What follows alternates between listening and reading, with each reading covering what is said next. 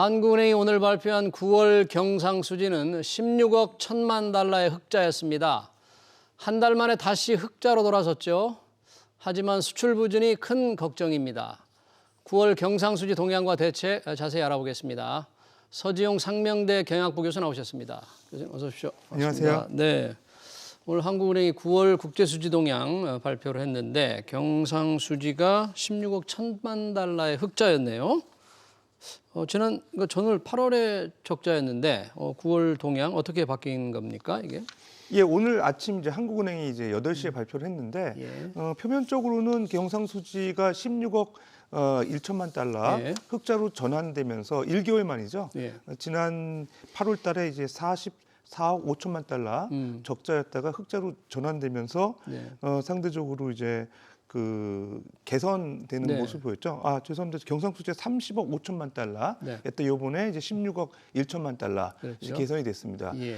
표면적으로는 수치가 좋아 보이긴 하는데 뭐 첫 번째로 이제 원인은 예. 상품 수지 개선입니다. 그러니까 한국은행에서 주로 발표하는 거는 이제 무역 수지라는 개념보다는 보통 무역 수지라고 하잖아요. 근데 상품 수지랑 거의 예, 비슷한 거죠. 그러니까 이제 무역 수지 예. 그 대외 수출입 거래와 관련된 그런 그 무역 수지에 대한 내용들. 구체적인 차이는 예. 수입 제품에 대해서 운임 보험료가 이제 포함이 되면 이제 무역 수지에 대한 그 관세청 발표 자료에서 나오고요. 예. 매월 발표되는데 한국은행에서는 보통 수입 그 수지 관련돼서는 그 보험이나 그 운임료 네. 빼고 이렇게 산출을 하거든요. 예. 그러니까 한국에서 발표한 국세 수지에서 경상수지 부분에서 이 상품과 관련된 서비스 수지, 상품 수지, 서비스 수지, 본원 소득 수지, 네. 이전 수지, 요거 이제 경상수지에 대한 부분으로 평가를 하죠. 예. 그래서 이제 우리 관세청에서 얘기하는 무역 수지 개념이 이 상품 수지라고 보시면 되고요. 비슷한 거로. 예. 네. 근데 이제 상품 수지가 일단 그 전년 그 전기 대비 개선이 됐습니다. 그러니까 전기에 아까 좀 전에 말씀드린 44억 5천만 불 적자였는데 4억 9천만 불 흑자로 돌아서면서 예. 전체적인 경상수지가 이제 16억 1천만 달러로 흑자로 전환이 됐죠. 네. 근데 이제 문제는 지금 말씀하신 그 무역 쪽에 예. 이 상품 수지 쪽에 그 전년 동월로 비교해 보면 예. 상당히 실적이 안 좋은 거죠. 왜냐하면 전년 동월 그 상품 수지가 이 95억 5천만 달러로 흑자였는데 지금 이제 보게 되면 4억 9천만 달러로 거의 뭐 한 90억 달러 가까이 그러네요. 줄어든 거거든요. 예. 그러니까 수출이 잘 안 됐다는 거예요. 그러니까 수출이 지금 보게 되면 오히려 그 0.7% 감소했고, 예. 근데 수입은 오히려 18%가 늘었어요. 그러니까 이제 표면적으로 상품 수지가 전월 대비 개선이 돼가지고 흑자로 돌아섰지만 전년 동월 대비를 보게 되면 수출 실적이 많이 감소했다. 그러네요. 오히려 수입은 늘었다. 이렇게 볼 수 있죠. 그러니까 상품 수지의 흑자가 우리 전체 경상수지 흑자로 돌아서는 한 달 만에 8월 경상수지 적자에서 9월 경상수지 흑자로 돌아서는 견인차를 했지만 그러나 뜯어보면 워낙에 이 경상수지가 흑자가 워낙 줄었다 그런 얘기잖아요. 그렇습니다. 그 다른 부분은 어떻습니까? 경상수지를 구성하는 아까 상품 수지 말고도 서비스, 뭐 본원 소득 그런 부분은 어떻게 나왔습니까? 예, 서비스 수지도 좀 좋지 않은 것 같아요. 그러니까 전월 8월 대비해서 보면은 적자 폭이 좀 줄어들었긴 했습니다. 예. 지금 보면 서비스 수지에 대한 적자 폭이 3억 4천만 달러 예. 줄었고요. 줄어든 내용 보게 되면 주로 이제 전월 대비로 보게 되면 예. 이제 여행 관련된 수지의 적자 폭이 조금 감소했어요. 여행. 예, 네. 예. 8월 달에 여행을 예. 많이 갔기 때문에 그렇습니다. 그런가요? 이제 5억 4천만 달러로 적자 폭은 줄어들었는데 이것도 사실은 전년 동기로 대비로 보게 되면 전년 동기 대비 4억 8천만 불, 5억 4천만 불 오히려 이제 적자 폭이 확대된 거거든요. 전년 동월 예. 대비. 근데 사실은 우리가 무역 수지나 이런 경제 지표도 평가할 때 계절성을 감안해서 전년 동기 대비로 많이 평가해요. 근데 이제 워낙 전기에 적자가 심했고 실적이 안 좋았기 때문에 흑자 전환되는 걸 강조하기 위해서 전월이나 전기 대비로 많이 표현을 하는데 엄밀히 따지면 실적이 안 좋아졌다고 봐야 되는 거죠. 여행 수지도 1년 전보다 적자가 늘었다 이렇게 봐야 된다 그런 얘기네요. 그렇습니다. 네. 근데 이제 표면적으로는 이제 뭐 또 운송 여행 관련된 수지에 대한 부분이 서비스에서 차지하는 비중이 크거든요. 그래서 전체적으로 보면 요번에 이 9월 달 기준으로 보게 되면 여행 수지가 11억 8천만 불. 오히려 이제 뭐 흑자인데 좀 그 상승률은 둔화됐고 여행 수지는 이제 5억 4천만 불 적자폭은 줄었지만 전년 동기 대비 비해 보면 오히려 늘었다. 이렇게 평가할 수 있습니다. 자, 전반적으로 경상수지가 한 달 만에 흑자로 돌아섰다고 하지만 문제가 상품 수지 흑자 폭 감소, 거기에 가장 큰 문제가 수출 부진이라고 지금 말씀하셨잖아요. 우리 수출 환경은 그러면 지금 우리 수출을 둘러싼 전반적인 글로벌 경제 환경은 계속 나빠지고 있는 겁니까? 상황이 어떻습니까? 그렇습니다. 이게 사실은 한국은행에서 발표한 그 상품 수지와 관련된 수출입 현황은 9월 기준으로 이제 집계를 했는데 이미 이제 관세청에서는 10월달 자료까지 발표가 됐죠. 무역 수지에서 내부적으로 수출입 현황 봤는데 오늘 뭐 한국은행 자료를 참고로 하게 되면 어쨌든 지금 그 수출이 많이 감소를 하고 있죠. 그래서 수출 실적 같은 경우 보게 되면 어쨌든 그 전년 동기 대비 수출 총액이 늘어난 부분은 이제 2.7% 개선이 됐는데 오히려 수입 부분이 더 많이 늘었어요. 그러니까 전체적으로 수익 수지 측면에서 보게 되면은 수출 둔화폭이 커졌기 때문에 상당히 실적은 안 좋았다. 근데 이제 주요 지역별 수출이 좀 주요 내용으로 봐야 될 부분이 있습니다. 어떻습니까? 지역별로 그러니까 보면. 이제 미국이 이제 그 개선이 된 부분이 컸어요. 그러니까 전년 동기 대비 16% 이제 수출 개선이 됐는데 주로 이제 우리나라 반도체나 뭐 디스플레이 이런 철강 이런 쪽 수출 많이 하는 중국이 이제 6.5%나 이제 감소를 했거든요. EU도 줄어들었고 동남아 쪽도 이제 3% 정도 감소했어요. 그러다 보면은 전반적으로 우리나라가 주요 수출국이라고 하는 중국의 수출 감소가 상당히 향후에 우려되는 대목이고 그럼 전망은 어떠냐 봤을 때 중국이 지금 이제 시진핑 3기 내각이 출범하면서 전체적으로 이제 경제의 좀 패러다임이 바뀌는 것 같습니다. 경제 정책 측면에서 계획 경제나 어떤 폐쇄 지향적인 경제 구조를 좀 더 강조하는 뉘앙스가 많이 나왔거든요. 그러다 보면 이제 우리 글로벌 개발 경제에서 이 중국에 대한 어떤 수출 수요가 그 동안에 많았기 때문에 우리가 수출이 많이 잘 됐었는데 상대적으로 이런 가공무역에서 수출의 중국 관련된 부분에서 좀 차질이 예상되기 때문에 앞으로 전망도 이렇게 좋지 않지 않나 생각됩니다. 뭐 이 증시에서는 중국의 제로 코로나 정책 폐지하느냐마는 상당히 논란이 있었거든요.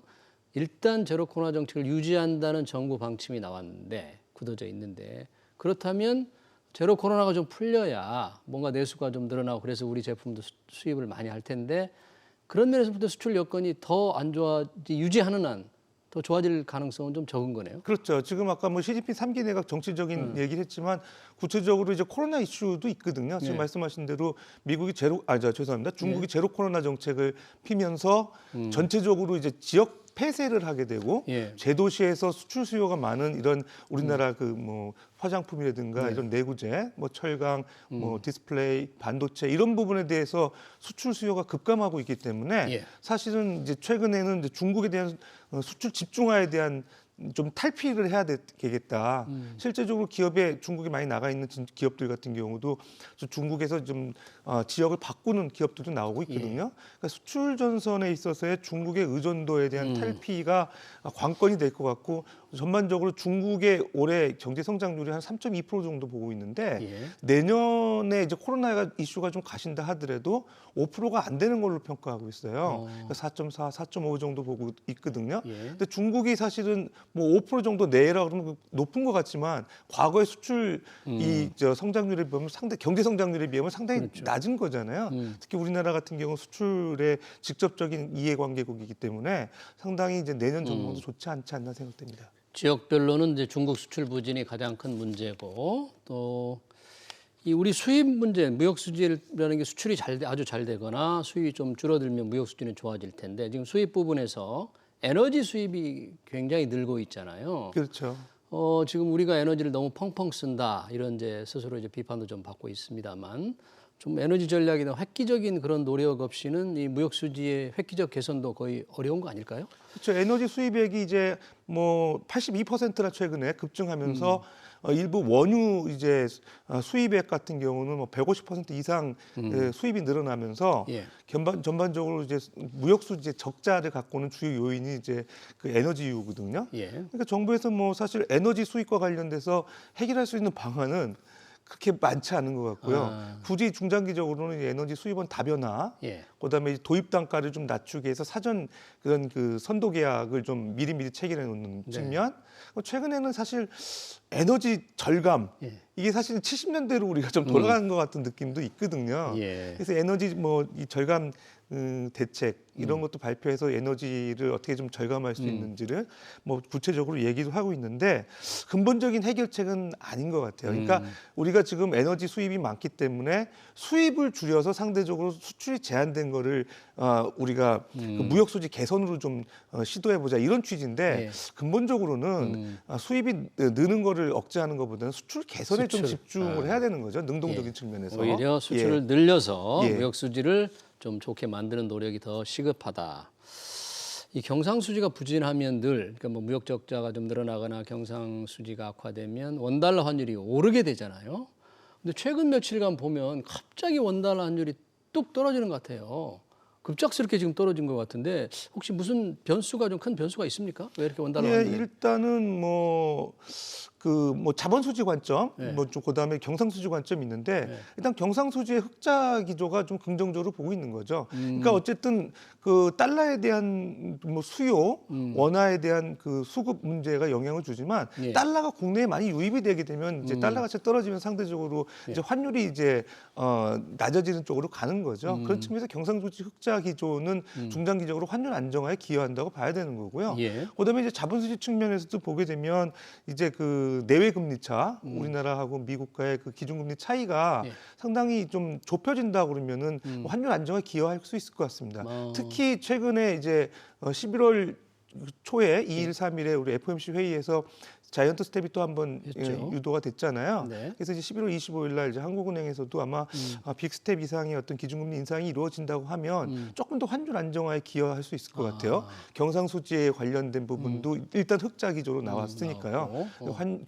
유입되는 달러가 네. 늘어나는 거는 예. 환율 안정화에 기여는 되는 부분은 있는데 환율이라는 게 워낙 시장 변동성이 많아서 또 어제 장중에는 뭐 1,400원 가까이 가기도 했었거든요. 예. 그러니까 이제 뭐 어떻게 보면 1,400원 이상으로 급등했다가도 뭐 어떤 호재나 수급 요인이 개선이 되면 환율이 좀 급작스럽게 또 떨어지는 경향도 보이긴 해요. 예. 이게 변동성의 이슈이기 때문에 예. 환율에 대한 중장기적인 측면에서 올라가는 거냐 떨어지는 쪽에 신경을 써야 될 것 같고요. 네. 기업 입장에서는 이제 환율과 관련돼서 이제 수입 원자재 가격 늘어나는 부분에 좀 더 신경을 써야 되고 예. 이제 정부 입장에서는 수입 원자재 가격 늘어나는 거에 대한 인플레이션 압력 요거에 대한 문제를 좀 고려해야 되지 않을까 생각됩니다. 알겠습니다.